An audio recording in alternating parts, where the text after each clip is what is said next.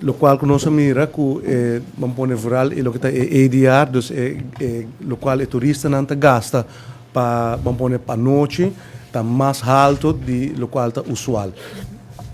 Originalmente, vamos pôr se boa que cifra não, nós estamos saco amount de turista não chega no momento ainda é amount de 2019, mas depois ora vamos constatar o qual não gasta, dus expenditure per night está hopi mais alto que usualmente não está gasta. Dus depois da pandemia, nós saímos mesmo com turista que antes quizás bota alocar certo suma na uma noite, de repente abrir a rua para gasta mais. E nós sabemos na várias ocasiões que o turismo não recuperar de quantidade na 100%, pero tourism income, dus tourism export, lo que nós chamamos como aqui, se a surpassar vamos pôr 2019. Dus essa está eigenlijk segundo vamos pôr no qual me compreender o motivo principal dessa aqui. Inderdaad, meneer minister BC zei inderdaad está impacta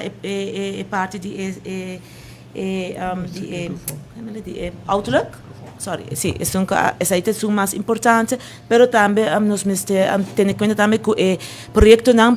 private investments del sector hotelero, que también último tiempo ahora nos está revisar, nos está sinto igual con leo bepaalde proyecto nanta, e team proyecto nan que tabata team vertragen, y que nos está comeste queda claro, anto también tiene un extra impacto riba nos economia, dus inderdaad, zijn nante dos factores más importantes que